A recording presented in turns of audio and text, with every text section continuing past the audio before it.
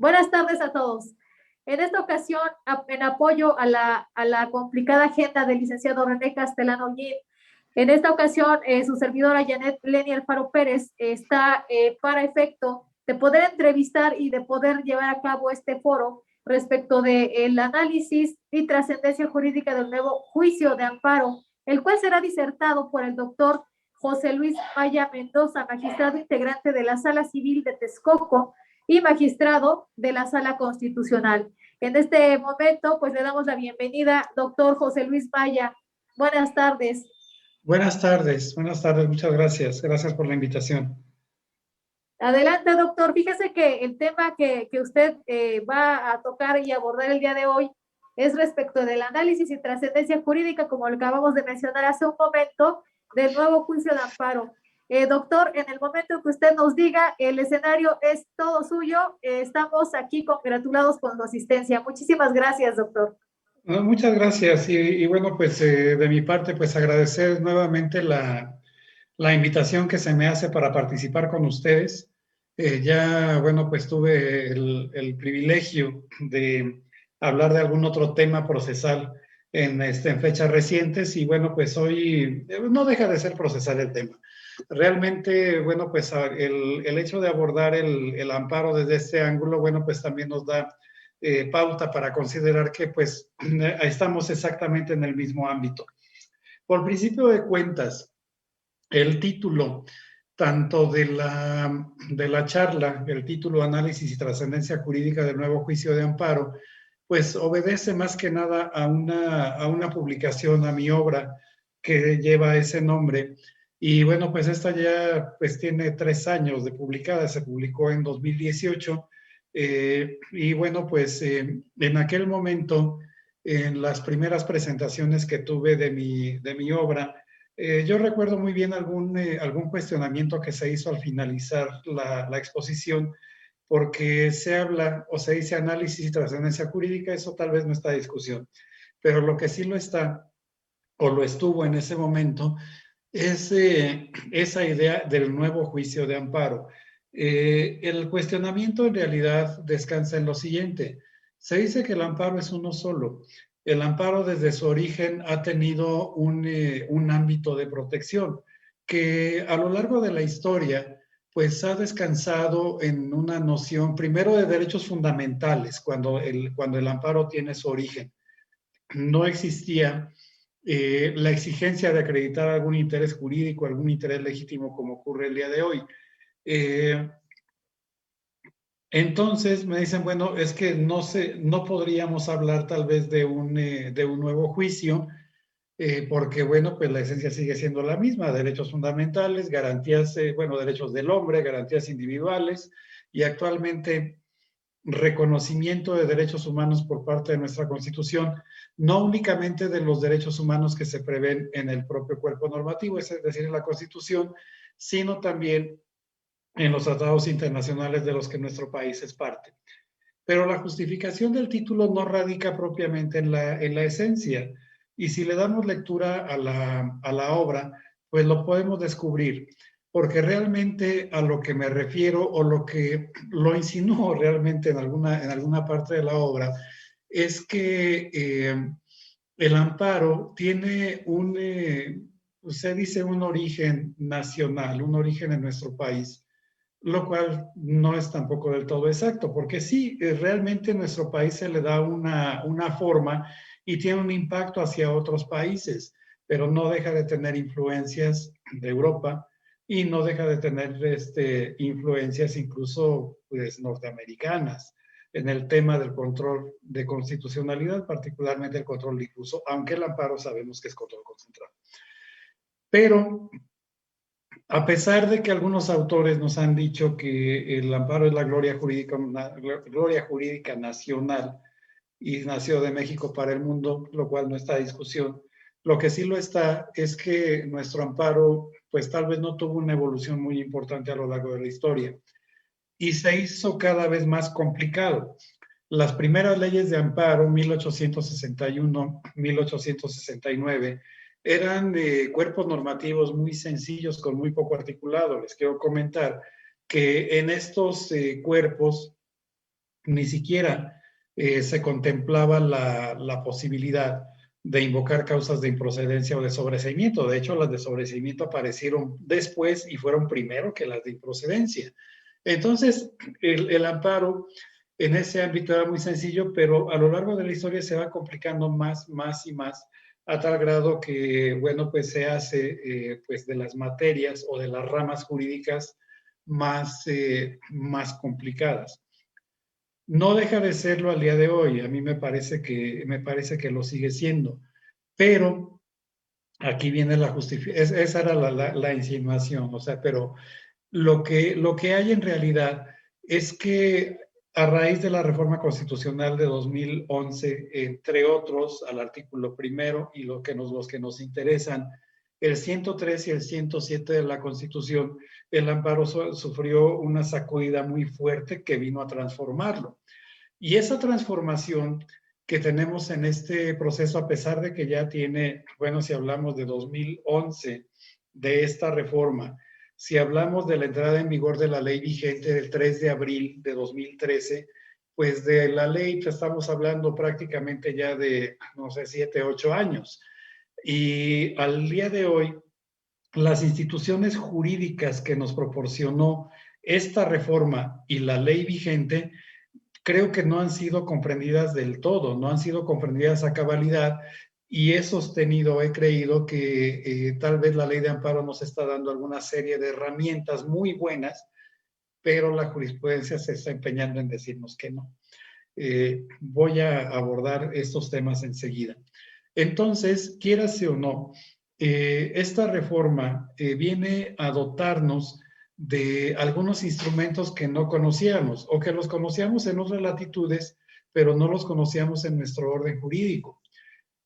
Por señalar algunos puntos, porque realmente va a ser complicado abordarlos todos en un tiempo tan corto, tenemos una transformación en el artículo primero de la ley de amparo. En el artículo primero, y me voy a regresar para abordar cada uno de esos temas en la medida de lo posible. En el artículo primero de la ley de amparo tenemos, en primer lugar, un reconocimiento de la existencia de derechos humanos como un ámbito protector del amparo. Pero además, este ámbito protector radica en lo que yo llamo los tres grandes sectores de procedencia del amparo, que son las normas, que son los actos y que son las omisiones. Son tres cosas.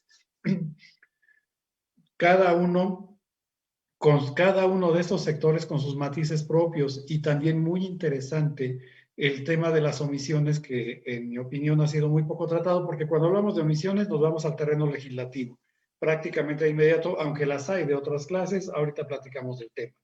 Hay una transformación importante en las partes en el amparo. No tanto tal vez en la denominación, por ejemplo, del tercero, que era tercero perjudicado y que actualmente se le llama tercero interesado. Tal vez eso es un cambio de denominación. A final de cuentas, el papel de este sujeto del amparo, de esta parte en el amparo, sigue siendo el mismo. Realmente creo que es quien tiene más un papel antagónico que la autoridad responsable dentro de este amparo, que dicho sea de paso, ni siquiera creo que sea ni juicio, ni recurso, ni nada que se le parezca. Es simple y sencillamente el amparo, ubicado en el ámbito o en la rama del derecho procesal constitucional.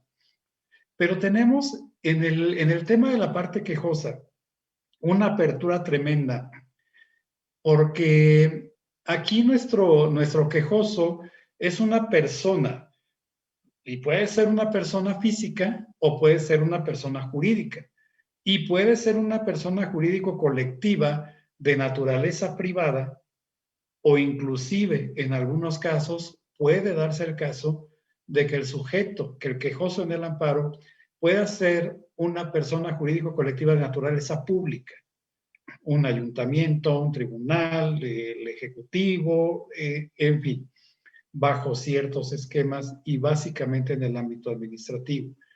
Pero el artículo 5 de la ley de amparo, que es el que regula a las partes, nos establece, por un lado, que el quejoso ahora puede ya ir con un carácter, o puede ir con un interés jurídico, o puede ir también con un interés legítimo.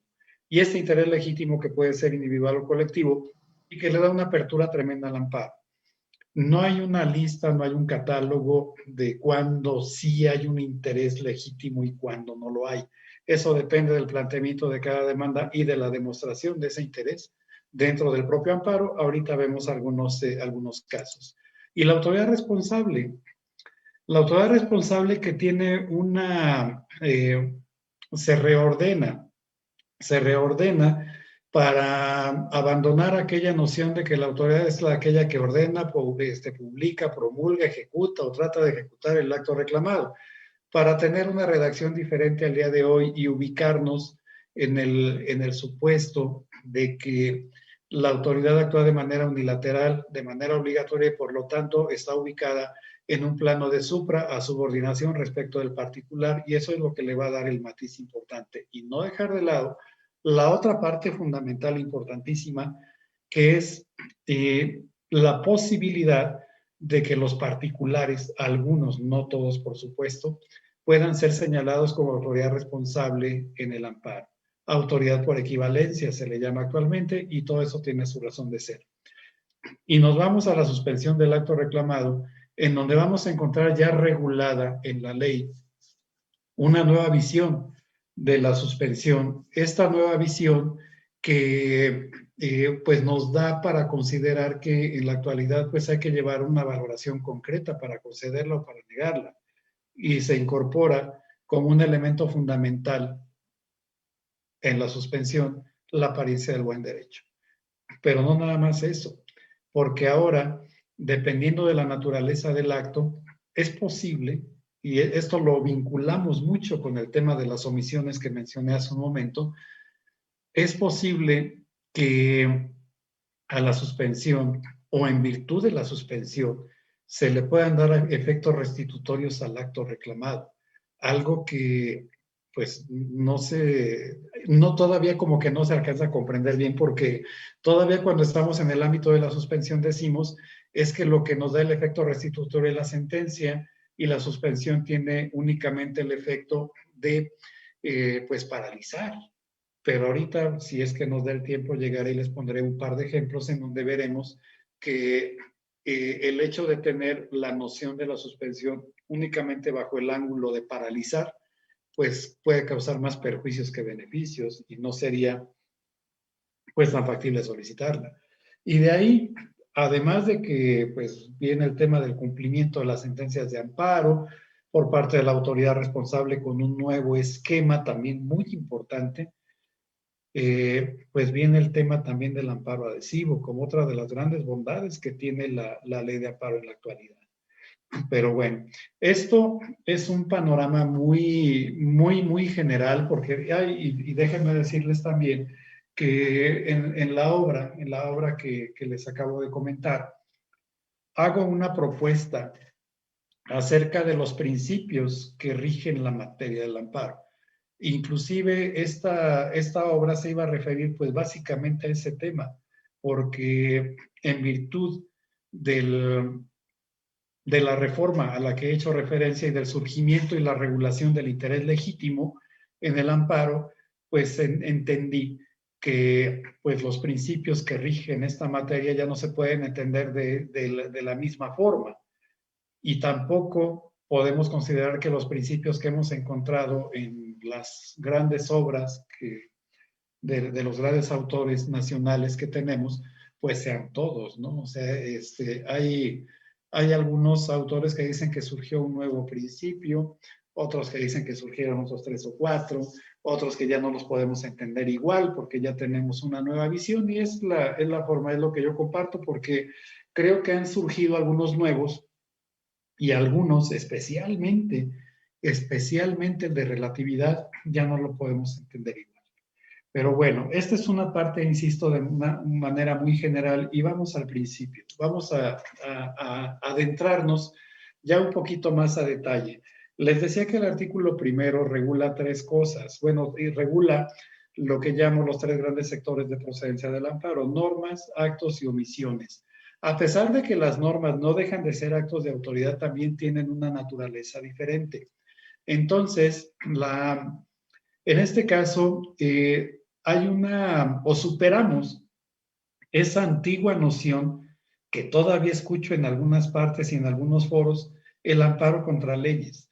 El amparo contra leyes es una visión muy restringida de lo que regula en la actualidad la ley de amparo y de lo que tutela el amparo en realidad. Porque si nos vamos nosotros al artículo 107 de nuestra ley de amparo, vamos a encontrar ahí como un primer supuesto de procedencia de amparo indirecto la posibilidad de impugnar normas, no leyes. Y dentro de la noción normas, el propio artículo 107 nos hace una enumeración y partimos desde los tratados internacionales que no versen sobre la materia de derechos humanos, pasando por las constituciones de la Ciudad de México, de los estados, las leyes federales, las leyes ordinarias, las leyes locales, los reglamentos de cualquier especie y toda aquella disposición de carácter general y obligatorio que, bueno, pues tenga esas características o que goce de la naturaleza de las leyes. Inclusive, ahí en ese ámbito de las normas encontramos también a los bandos municipales. Pero además de ello, tenemos ahí en la regulación de las normas ya una distinción de aquellas que nos causan un perjuicio por la sola entrada en vigencia. Por su sola entrada en vigor ya nos están causando un perjuicio. Y es cuando nosotros nos vamos ya al terreno ya conocido de las normas autoaplicativas o aquellas que requieren de una aplicación posterior o de la actualización de un plazo o de una condición inclusive para que puedan causar ese perjuicio a la esfera jurídica del gobernado. Y entonces ahí estamos en presencia de las normas que les llamamos heteroaplicativas. Y esto, pues, ¿en qué trasciende? En varias cosas. La primera, en los plazos. El artículo 17 de la ley de amparo es más sintético con relación a la ley anterior, porque aquí ya vamos a encontrar un plazo genérico y algunos que son especiales. Y en el tema de las normas, pues vamos a tener que, respecto de las normas autoaplicativas, normas, no leyes, insisto, normas autoaplicativas, vamos a tener un plazo de 30 días para la impugnación vía amparo indirecto, por supuesto. Y además, pues respecto de las heteroaplicativas no tenemos una regla especial. Y al no tener una regla especial, entonces nos vamos a la regla genérica y por lo tanto tenemos 30 días. Perdón, 15 días en las heteroaplicativas. 15 días. ¿Qué más? Respecto de las normas, nuevamente en este terreno de las normas, este punto ha sido históricamente cuestionado por el tema de la relatividad, porque pues cuando una persona va al amparo, se le concede, pues los efectos, de acuerdo al 73 de la ley, son que a esta persona no se le aplique ya esa norma. No te la voy a aplicar, pero nada más en este asunto en lo particular.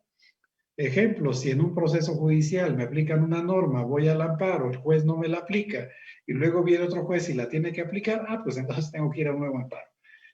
El punto aquí es, el punto cuestionable, que comparto por supuesto, es esa posibilidad de que la norma pues ya pierda una de sus características, porque en la medida que se concede un amparo para ti y otro para ti y otro para ti, fotomultas, impuestos, etcétera, entonces ya no es general, ya pierde una de sus características, pero además de ello, la crítica que se hace es que esa norma que sigue vigente atenta contra la regularidad constitucional, porque ya se dijo que es inconstitucional, pero sigue vigente.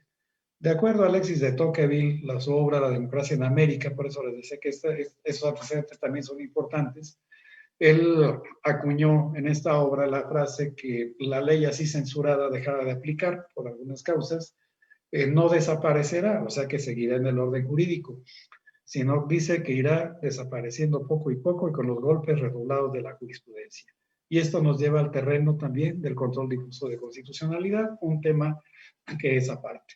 En el mismo tema de las normas, vamos a tener el recurso, los recursos. Fíjense, este sistema a mí me parece muy interesante porque se ha cuestionado también si la Suprema Corte es un auténtico tribunal constitucional o no lo es. pues yo creo que en la medida que aborda y resuelve vía pues, controversia constitucional, acción de inconstitucionalidad, amparo, declaratoria general de inconstitucionalidad, etcétera, pues es un tribunal constitucional, sin duda alguna. Pero en el tema de las normas, pues es a quien le corresponde decidir. Entonces, cuando estamos en el ámbito del amparo indirecto, en el escenario de que la resolución no sea favorable para la parte quejosa, bueno, pues tiene disponible el recurso de revisión. Y normalmente, y de acuerdo a lo que establece la ley, el recurso de revisión por regla general es del conocimiento de un tribunal colegiado. Sin embargo, en el tema de la inconstitucionalidad de las normas, la competencia para resolver el recurso se surte a favor de la Suprema Corte de Justicia. Y en el tema del amparo directo, con independencia de la reforma constitucional que recientemente entró en vigor, la ley de amparo no ha cambiado, no ha sido reformada aún, es de los pendientes que hay. Y en este caso, pues tenemos un esquema en el amparo directo que se entiende que en virtud de esta reforma va a ser más restringido porque se ha abusado de este sistema. ¿Cómo funciona? Pues en la medida que sabemos que el amparo directo, de acuerdo al 170 de la ley, va a proceder respecto de sentencias o laudos dictados por tribunales judiciales, administrativos, agrarios o del trabajo. La resolución que pone fin al juicio, el mismo 170 más abajo nos dice que también son impugnables en amparo directo las resoluciones que sin decidir el juicio en lo principal lo den por terminado. Estamos hablando de actos de tribunales propiamente. En este caso, cuando se resuelve en una primera instancia una controversia, pues entonces se abre la puerta para ir al amparo directo, previo a agotar definitividad, por supuesto, o cuando haya excepción, caso de la justicia laboral.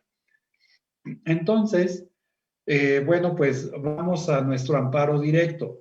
Si lo hacemos de una manera ordinaria, pues parece ser que ya está ahí, se terminó.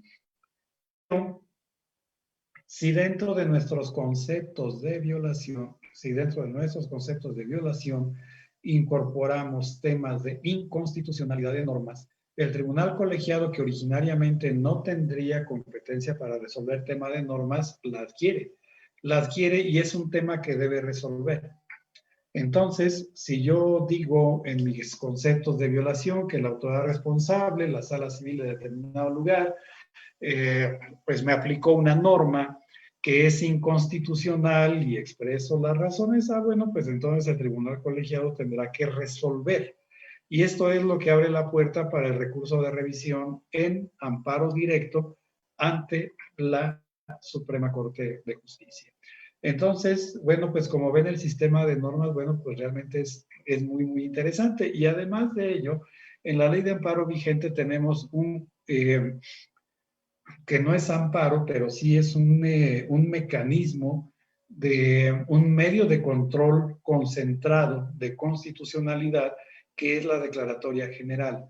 La declaratoria general de inconstitucionalidad, que cuando entra en funcionamiento y cuando se resuelve y cuando la Corte, actuando en pleno y mayoría calificada de 8 votos, de al menos 8 votos, nos dice esta norma es inconstitucional, entonces ya tiene un efecto diferente al del amparo.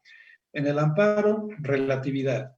Sigue vigente la norma tildada de inconstitucional. Acá, bueno, pues ya en virtud de la declaratoria, al igual que ocurre con la acción de inconstitucionalidad, pues la norma entonces ya es expulsada de manera definitiva del orden jurídico. Son cosas muy, muy interesantes. Eficacia de la declaratoria, parece ser que no mucha. No hace mucho tiempo, bueno, pues estoy hablando de un año aproximadamente, al revisar, creo que había una resuelta en tantos años que tenemos ya de vigente la ley, pues creo que es poco. Y tal vez se debería privilegiar o tal vez deberíamos tener un nuevo enfoque en cuanto a estos medios o en cuanto a esta relatividad de la sentencia de amparo, pero bueno, normas. Actos, pues los actos son los que conocemos de una manera ordinaria, que no son, por supuesto, normas generales, porque estos tienen un tratamiento diferente. Y aquí, pues, encontramos actos de distinta naturaleza. De acuerdo al 107, bueno, pues vamos a encontrar, después del tema de las normas, actos administrativos que pues, también pueden ser de distinta naturaleza. Actos administrativos simples, y estos actos administrativos les llamo simples porque en ellos no hay garantía de audiencia. Se agotan en un solo momento, y eso nos da la posibilidad o de acudir probablemente a un tribunal de lo contencioso administrativo, o bien acudir a la vía del amparo. Y después se regulan actos actos administrativos no emitidos por tribunales, pero que sí se siguen en forma de juicio. ¿Y cuándo se siguen en forma de juicio estos actos? Cuando se da al menos garantía de audiencia. Cuando tengo garantía de audiencia, entonces ya estoy en presencia de un acto administrativo no ejecutado, no emitido por un tribunal, pero que sí sigue con esas reglas, y al menos ahí vamos a encontrar actualizadas esas formalidades esenciales, en este caso del procedimiento. Y si vemos fracción tercera, fracción cuarta del artículo 107 de la Ley de Amparo, ahí vamos a encontrar una regulación que algunos doctrinarios, algunos autores también le llaman definitividad. Y esta definitividad no tiene que ver con el hecho de agotar los recursos o medios de defensa que establezca la ley de la materia, sino con la oportunidad para presentar la demanda de amparo. Porque cuando estamos en un procedimiento, debemos permitir que fluya hasta que se dicte la resolución, la última resolución. Y solamente en ese momento, y cuando esta resolución es firme, entonces estamos en aptitud de promover nuestro amparo, en el entendido que ahí vamos a combatir las violaciones que se surtan en la propia resolución, más las, ojo, procesales, solamente las procesales que hayamos resentido en este procedimiento. Esta estructura es muy interesante, me parece muy importante el entendimiento que debamos tener de ella, porque esta misma estructura procesal que encontramos fracción tercera, fracción cuarta, en los temas de ejecución de sentencia, por supuesto, pues eso lo vamos a tener inclusive en el amparo directo, porque ese es su esquema. Esa es realmente la estructura en la que descansa el amparo directo, no así el amparo adhesivo, que es una cosa diferente. Actos, y pueden ser actos positivos, negativos, actos negativos con efectos positivos, actos futuros e inciertos, actos futuros e inminentes, etcétera. Pero estamos en el terreno de actos de autoridad. Y aquí hago una pequeña observación. No es lo mismo que yo vaya con una autoridad y le pida algo y que esta autoridad me diga que no, a que la autoridad guarde silencio. Son cosas completamente diferentes. Y viene en juego el tercer gran sector de procedencia del amparo, que son las omisiones. Cuando la autoridad no actúa, cuando la autoridad guarda silencio. Y en la regulación del artículo 107 de la Ley de Amparo tenemos un ejemplo muy claro, bueno, un supuesto de procedencia muy claro en este sentido, y que voy a vincular en esta exposición con el tema de la suspensión del acto reclamado. En un ejemplo, las omisiones, como dije, bueno, pues implican no hacer. Y entonces el 107, en alguna de sus fracciones, nos dice que el amparo indirecto procede respecto de las omisiones del Ministerio Público en la investigación de los delitos. Yo voy ante el Ministerio Público, denuncio un hecho que la ley penal señala como delito. El Ministerio Público abre su carpeta de investigación y tiene ya el imperativo legal constitucional de emprender la investigación de ese hecho que la ley señala como delito, para verificar si eventualmente ejercita o no una acción penal, con los datos de prueba que recabe durante esa investigación. Pero ¿qué pasa si el Ministerio Público de repente no hace nada? Y yo voy al Ministerio Público y le digo, oiga, no va a investigar, y no me dice nada. y me dice, para el siguiente turno, Milik, y para el siguiente turno, y pasan los meses y pasan los años, y no tengo nada. No tengo ese avance. Y si yo soy la víctima o el ofendido del delito, pues me interesa al menos la reparación del daño. Y moralmente tal vez la que se castigue a la persona que me causó ese daño. Entonces es donde entra el amparo. Digo, bueno, esa es una omisión. Entonces yo tendría que ir al amparo alegando la omisión del Ministerio Público en la investigación del delito. Y aquí viene un tema interesante. ¿Pediré la suspensión del acto reclamado o no la pediré en este caso? Porque el Ministerio Público no me dijo que no. El Ministerio Público está guardando silencio. Si yo digo, juez, porque es amparo indirecto, juez de distrito, te pido la suspensión del acto reclamado, imaginen que el Ministerio Público nos diga, te concedo la suspensión provisional para que las cosas queden en el estado que se encuentran y que después me conceda la definitiva para el mismo efecto. Entonces yo diría, pues para qué pedí la suspensión e inclusive para qué vine al amparo, ¿no? Sería, vamos, como que suena un tanto absurdo. El punto aquí es el efecto de la suspensión, porque les decía que la propia ley de amparo ya nos establece la posibilidad de que atendiendo a la naturaleza del acto, el quejoso pueda gozar al menos de manera provisional o de manera anticipada de los efectos que pudiera obtener en la sentencia. La suspensión del acto reclamado, no olvidemos que se ha dicho que goza de la naturaleza de las medidas cautelares. Y las medidas cautelares son de dos clases al menos. Podemos aventurar una clasificación en dos. Las que son conservativas, que es la visión tradicional que tenemos de la suspensión del acto reclamado, paraliza todo, detente autoridad, no hagas nada hasta que yo resuelva. Esa es la visión tradicional, es paralizar. Son conservativas. Pero del otro lado se llaman innovativas. Y las innovativas son aquellas que nos permiten gozar anticipadamente de manera interina o de manera provisional de aquello que podríamos eventualmente obtener en la sentencia. En este terreno son medidas cautelares. Hablo de medidas cautelares en términos generales. La suspensión, por supuesto, es una de ellas. Pero aquí podríamos tener, por ejemplo, bueno, pues no sé, lo que encontramos en la materia familiar.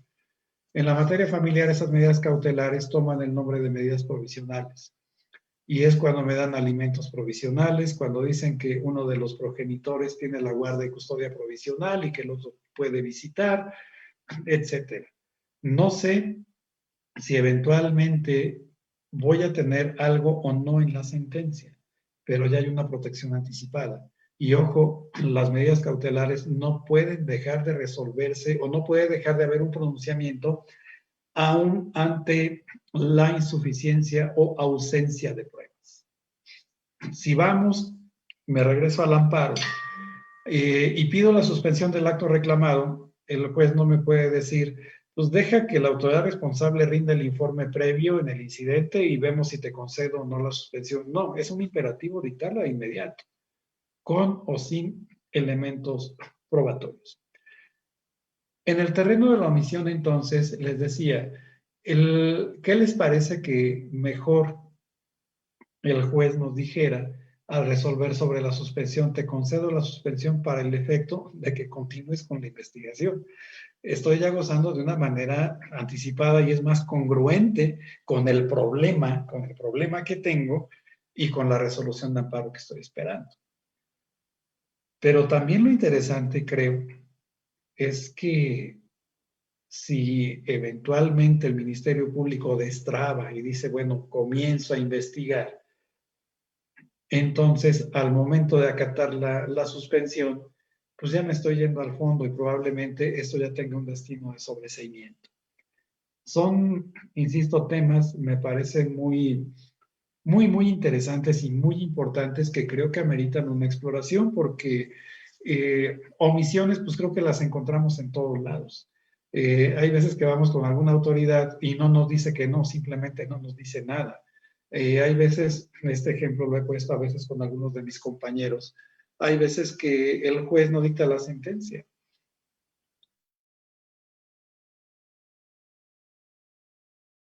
Y esa es una omisión.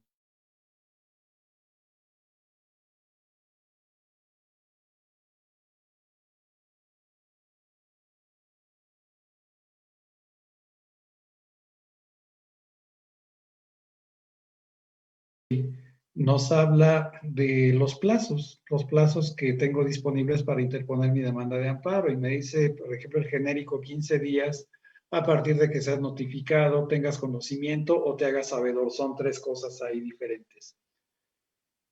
Y en el tema de las omisiones del Ministerio Público en la investigación, a partir de cuándo me notifico, a partir de cuándo me hago sabedor, a partir de cuándo tuve conocimiento de la existencia, yo diría, y tal vez es discutible, no del acto reclamar. El acto, quiérase o no, tiene un matiz positivo, implica un hacer, una omisión, ¿no? ¿Cuándo me entero de la omisión reclamada? Creo que es más correcto hablar, si la ley ya me dice omisiones, entonces tienen una naturaleza completamente diferente a lo que son propiamente los actos de autoridad. No me va a dar mucho tiempo porque creo que estamos acercándonos a la parte final, pero me interesa abordar al menos un tema de las partes en el amparo. El quejoso, como ya lo dije, el quejoso da realmente para toda una plática, porque hay que desglosar tanto interés jurídico como interés legítimo. Pero el quejoso es el titular de la acción de amparo, y aunque sea de una manera muy breve, les voy a dar mi opinión acerca de estos 2 intereses. El interés jurídico, nos ha dicho la jurisprudencia que el interés jurídico se equipara al derecho subjetivo, y el derecho subjetivo entraña facultad, es una posibilidad de hacer. He sostenido en distintas pláticas que cuando la autoridad me causa una afectación de manera directa, cuando el acto de autoridad va dirigido a una persona y le afecta en su esfera jurídica, ahí está el interés jurídico. Ya recibí una afectación de una autoridad, a mí, no a otra persona, o sea, la afectación fue para mí.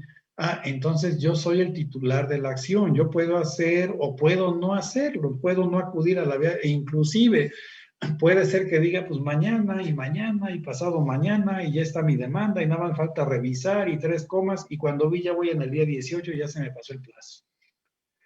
Eso entraña ya un consentimiento del acto. Entonces, esto es enteramente facultativo. Recibo la lesión a mis derechos, estoy legitimado para acudir a la vía del amparo. Pero en algunas ocasiones el acto de autoridad no va dirigido a mi persona, va dirigido a otra. Lo podemos comprobar, esto que acabo de decir, con la lectura del artículo 5º, fracción 3ª de la ley, donde nos habla del tercero interesado, y en primer lugar se establece carácter de tercero interesado a aquella persona que haya gestionado el acto reclamado para sí. Y ejemplifico. Aquí en el fraccionamiento en donde vivo, que el uso de suelo es enteramente habitacional, de repente la autoridad le da autorización al vecino de aquí junto para que ponga una tortillería ahí en su casa, una planta de gas, para ser más dramáticos. Digo, está violando usos de suelo y demás. La pregunta, ¿el acto de autoridad, la licencia de funcionamiento del negocio, es para mí? Respuesta, no, es para el vecino. ¿La licencia es perjudicial para el vecino? No, por el contrario, es benéfica. ¿Tengo legitimación para acudir al amparo? Sí, por supuesto, porque estoy resintiendo una afectación. Estoy colocado en una especial situación frente al orden jurídico. Y en la medida que ese interés que yo llevo sea estimado, bueno, pues entonces voy a obtener lo que se llama el beneficio jurídico. Y entonces ese interés ya no es simple, es un interés, la jurisprudencia dice, jurídicamente relevante. Esa es la distinción. Y a resumidas cuentas, he sostenido que el interés jurídico es directo y el interés legítimo es indirecto. No viene para mí, pero me afecta. Esa podría ser a grandes rasgos una distinción. Pero la figura del tercero, bueno, me salto, la autoridad responsable, miren, rapidísimo también, porque también es otro tema. Actualmente la redacción de la ley ya me dice que la autoridad es la que ordena, publica, promulga, ejecuta o trata de ejecutar el acto, que, bueno, viene de manera unilateral, obligatoria, previsto en una norma general, y que tiende a crear, modificar o extinguir situaciones jurídicas aquí de manera unilateral y de manera obligatoria. Tengo una nueva redacción. el matiz de autoridad lo voy a identificar, autoridad responsable, con aquella que me impone cargas de manera unilateral, aquella que se coloca frente a mí en un ámbito de superioridad, en una relación de supra a subordinación. No estoy negociando con la autoridad me está imponiendo. Entonces, ese es el matiz esencial. Pero viene otro que es muy discutible al día de hoy, que es la posibilidad de señalar a los particulares como autoridad responsable.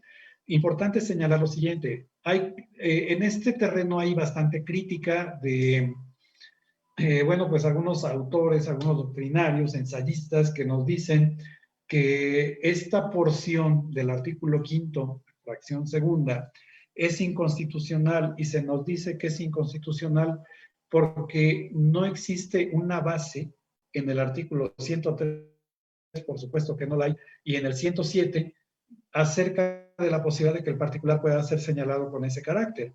Y es cierto, o sea, esa base no existe como tal, pero lo que se pierde de vista es que hay una base convencional. Y no olvidemos que en la actualidad nuestro orden jurídico está convencionalizado, salvo el caso de las restricciones constitucionales, que es un tema diferente, pero cuando nosotros nos preguntamos cuál es el control constitucional y cuál es el control convencional, rápidamente aquí, un gran autor mexicano, Eduardo Ferrer MacGregor, en una obra que se llama Derecho de Amparo, perdón, se llama El Nuevo Juicio de Amparo, su obra. Y en algunos ensayos nos dice que el control convencional no es otra cosa que un examen de compatibilidad entre el orden jurídico interno, incluyendo la Constitución, por supuesto, y la Convención Americana de Derechos Humanos. Y en este caso, el artículo 25 de la Convención me dice, el artículo 25 de la Convención, entre otros, derecho de acceso a la justicia, entre otras cosas, me dice que los particulares podrán ser señalados como autoridad cuando actúen en el ejercicio de funciones oficiales. Ahí está la base, entonces. El punto aquí es que la jurisprudencia, tesis, insisto, trabajos, ensayos, como que tienden a decir que no es bueno que los particulares sean señalados como autoridad. Pero esto podría quedar como reflexión y para opinión de cada quien. A mi modo de ver, es la única manera, la única, porque no caben aquí controversias entre particulares. Si yo voy con un comité de agua potable, asociación civil, no es autoridad, le pido agua y me dice que no, no está colocado en un plano de coordinación conmigo, está colocado en un plano de supra a subordinación. Y he comentado de manera recurrente, por ahí encontrarán algún video que anda circulando, el tema del árbitro, que no es un juez, pero hace las veces de juez. Y una tesis aislada me dice, no tiene el carácter, pero no me dice por qué. Y la verdad es que no argumenta gran cosa. El punto aquí, en mi opinión, qué bueno que se esté implementando esta figura, qué malo que no se haya explotado tal y como debe ser, pero bueno, pues vamos a esperar más adelante evolución. El amparo va evolucionando. Ciertamente, el amparo es la institución jurídico-procesal más importante de nuestro país porque tiene una esencia importante. Protege nuestros derechos humanos y no olvidemos que protege nuestros derechos humanos los que se prevén en la Constitución y además los que se prevén en los tratados internacionales de los cuales nuestro país es parte. Esperemos, tal vez, y temas hay muchísimos, los temas de estricto derecho, y con esto cierro, si la crítica que se ha hecho también, si el amparo protege una parte tan sensible como es la naturaleza del propio ser humano, son sus derechos, entonces, ¿por qué tenemos materias de estricto derecho? ¿Por qué se me exige la protesta de decir verdad en mi demanda de amparo todavía? ¿Por qué son tan rígidos los requisitos que me establece el 108 de la ley en el amparo, en el tema del amparo indirecto? Son temas para reflexiones e insisto, pues hay bueno, en el amparo hay muchísima tela de dónde cortar.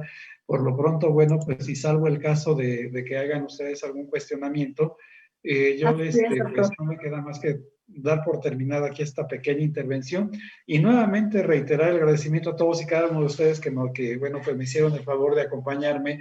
Nuevamente, agradecimiento a la revista Lex Informa, a la licenciada Janet Lenia Alfaro Pérez por la hospitalidad y bueno, pues por esa gentileza de haberme presentado con ustedes y quedo a la orden para algún cuestionamiento. Al Si me contrario, doctor, al contrario, Nada más muchísimas prendo mi gracias luz por... porque ya estoy aquí a oscuras, vuelvo enseguida, no me voy. Sí, no se preocupe.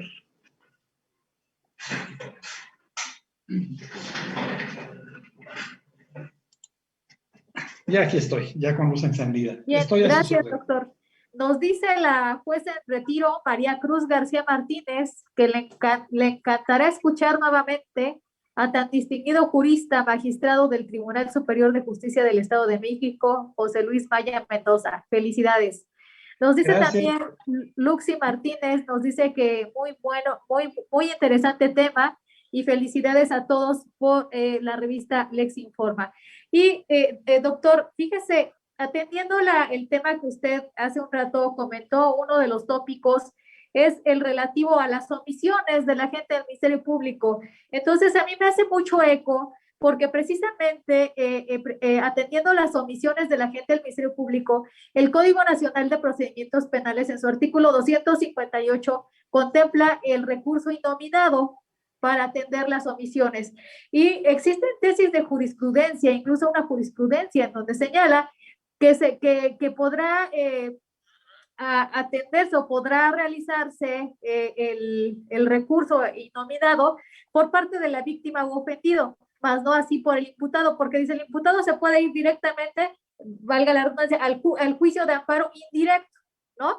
Entonces, aquí usted habla precisamente cuál va a ser en una omisión del Ministerio Público, cuál va a ser la motivación de la suspensión del acto reclamado. Por decirle un tópico, doctor, que me resulta muy suspicaz su comentario porque realmente tiene usted unos conocimientos que, bueno, evidentemente increíbles, ¿no? Su capacidad. Entonces, me dejó en esa idea de, bueno, ¿por qué entonces va a señalar en una suspensión que las cosas permanezcan en el mismo estado? Entonces, significa que si por decirle un ejemplo, si yo le solicité al Ministerio Público que realizara un acto de investigación como por ejemplo defensa, en mi carácter de defensa en favor del imputado, pero el Ministerio Público no lo hace, o sí lo hace, pero le dan la negativa y se queda simplemente con la negativa, sabiendo que tiene los mecanismos como las medidas de apremio, ¿no? Para efecto de hacer valer sus determinaciones,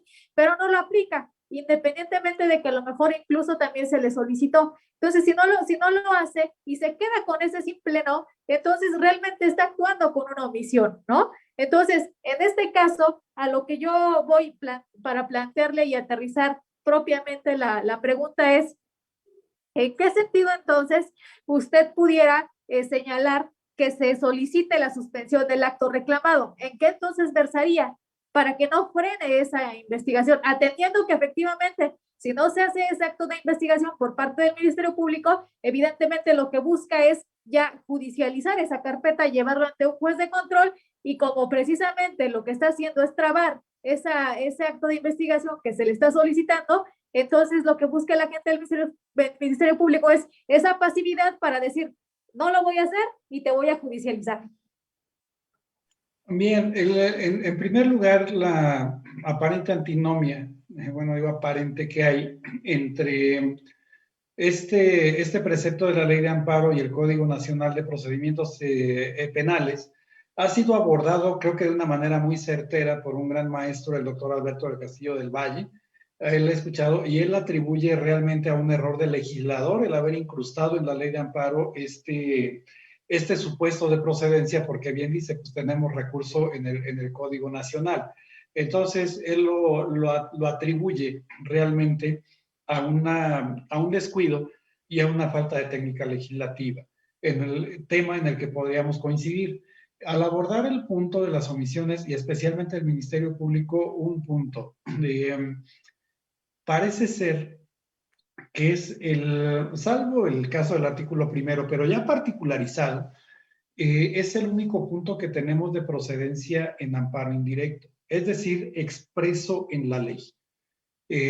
Si voy al 170 en amparo directo no hay, así que diga las omisiones, no tampoco. Pero sí las hay. O sea, en la práctica cotidiana de cualquier autoridad vamos a encontrar omisiones y ahorita me voy a permitir darle un ejemplo adicional. A lo que yo quería llegar es que la suspensión del acto reclamado, y aquí tal vez me extienda un poquitito, les comentaba que goza de la naturaleza de las medidas cautelares. Las medidas cautelares, ¿qué son? Las medidas cautelares se dice que son instrumentos de protección, o bien podríamos ampliar y podríamos decir que son instrumentos procesales que nos sirven o que tienen como finalidad conseguir una tutela judicial efectiva. Me explico. Ejemplo burdo. Me condenan a muerte y voy al amparo. Bueno, a mí no, a otra persona. La condenan a muerte y va al amparo. Y cuando rinde el informe, la autoridad responsable le dice, bueno, pues sí, lo condené a muerte y pues ya lo ejecuté hace 2 días, ¿no? Pues me hubieras avisado antes. Bueno, entonces ahí, para eso sirve la suspensión, ¿no? O sea, una de las características, bueno, si ya lo tengo muerto, entonces ¿para qué me sirve el amparo? Ya no me sirve para nada. ¿O para qué me sirve una sentencia de condena en un juicio ejecutivo mercantil cuando ya el deudor ya no tiene bienes, ya se deshizo de ellos? Ah, pero tengo el embargo como una anticipación. O en la materia familiar, que son de naturaleza diferente estas medidas, le decía, bueno, pues necesito alimentos. Híjole, ¿qué crees? Espérate hasta la sentencia.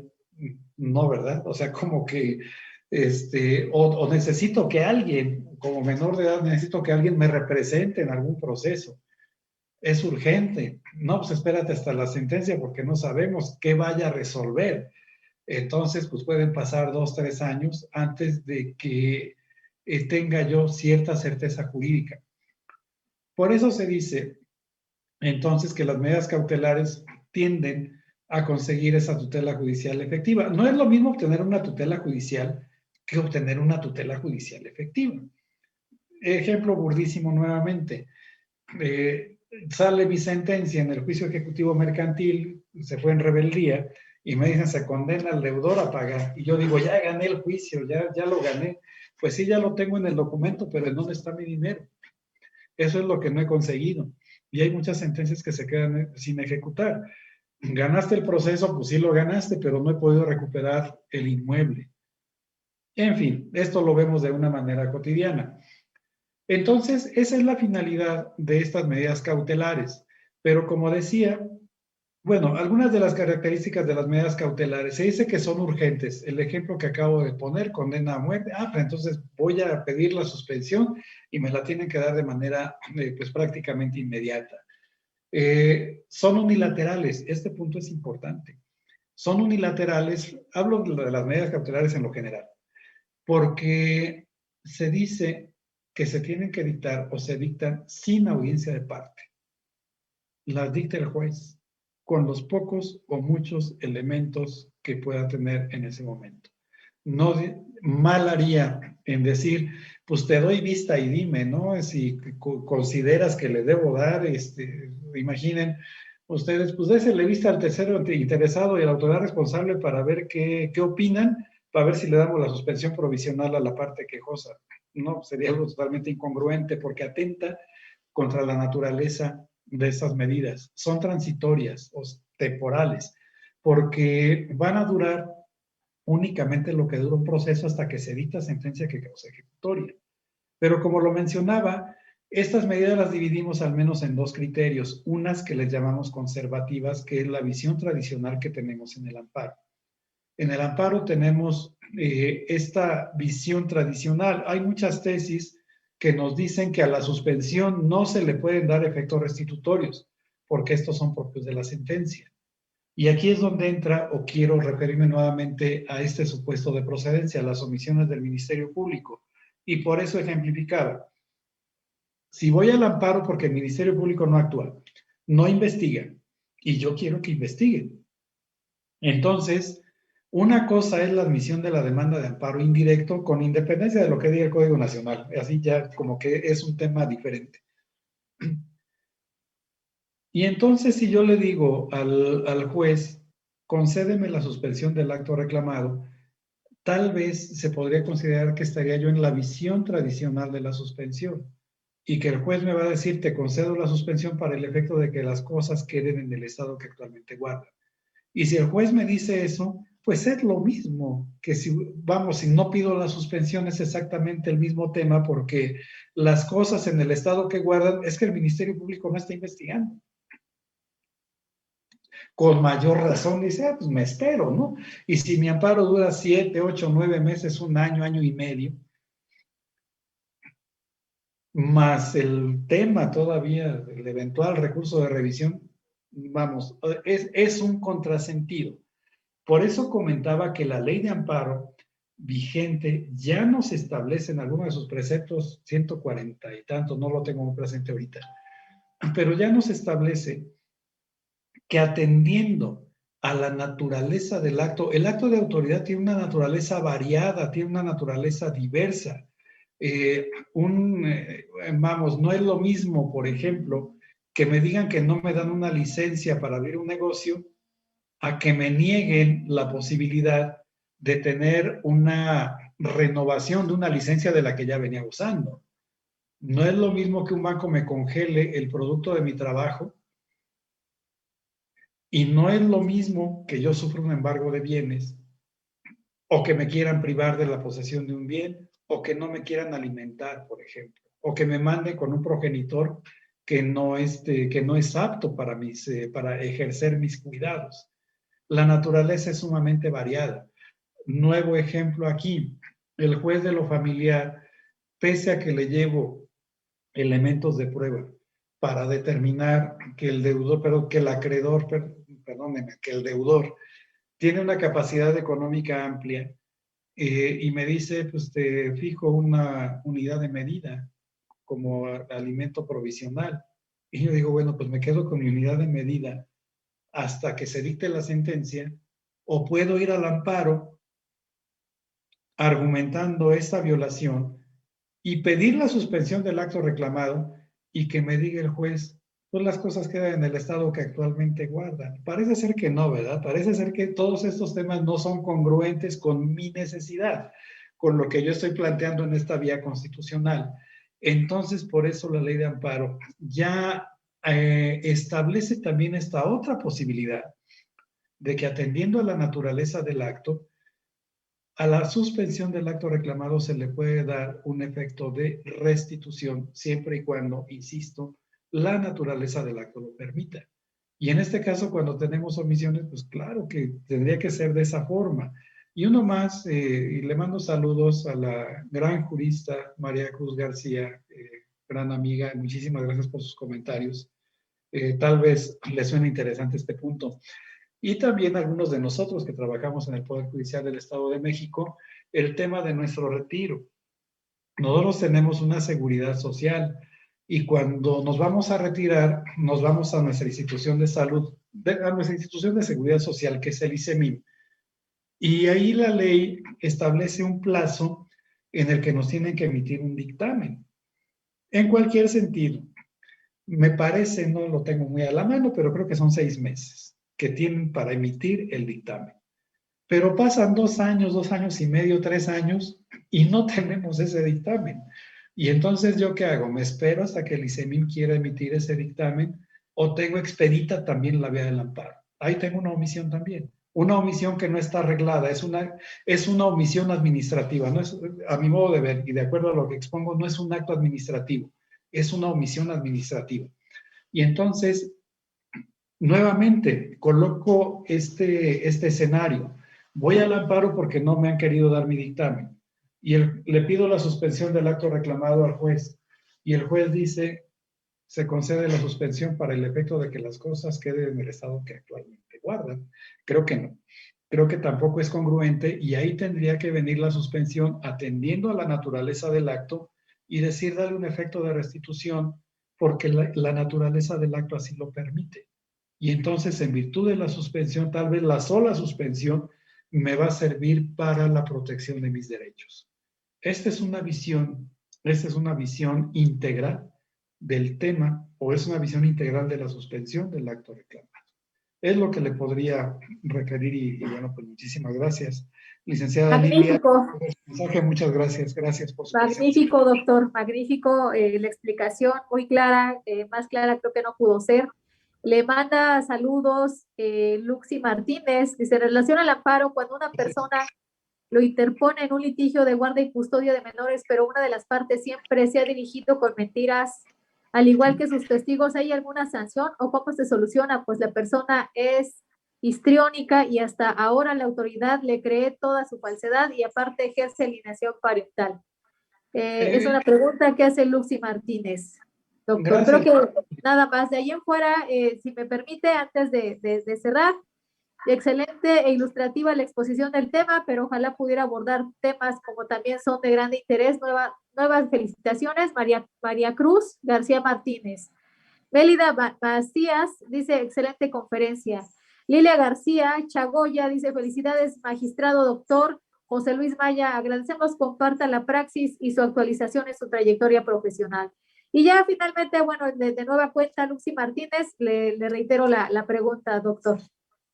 Sí, muchas gracias. Miren, bueno, quiero ubicarme en el contexto del cuestionamiento. Una cosa es, y aquí yo creo que hay que diferenciar, una cosa es lo que tenemos en el proceso de primera instancia y una diferente es el amparo. Hay veces que vemos al amparo como un recurso de lo que tengo en el juicio de primera instancia, y hay veces que indudablemente con eso se pueden remediar las cosas, pero el amparo parte de análisis diferentes.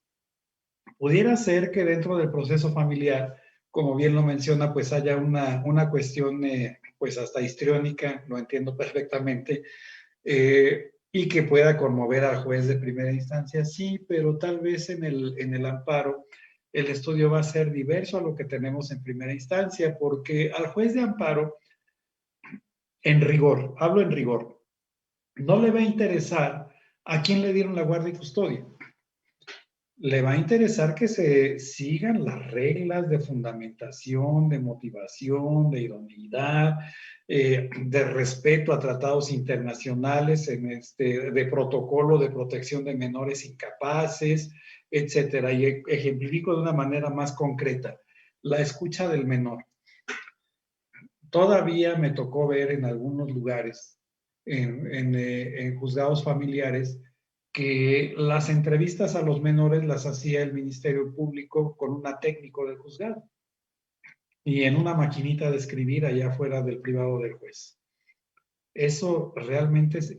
y esa escucha pudiera ser determinante para determinar acerca de la guardia y custodia provisional. ¿Y qué pasa si yo voy al amparo? Tal vez el juez de amparo no me va a decir, esta persona no es la idónea y dásela a la otra. En rigor no. En rigor lo que va a decir funda y motiva. En rigor lo que va a decir es no está siguiendo el protocolo de actuación para la escucha de este menor. Tienes que tomar instrumentos diferentes, tienes que seguir ciertos pasos para que puedas llevar a cabo una entrevista idónea respecto de este menor. Entonces son ámbitos totalmente diferentes. Aquí también quiero referir las estructuras del amparo, por más que tengamos una materia muy sensible que es la familiar, materia de suplencia, de amplia suplencia de la queja, de amplia suplencia, aunque la materia agraria lo es todavía más. Pero, ¿qué es lo que voy a combatir? Estoy inmerso en el proceso.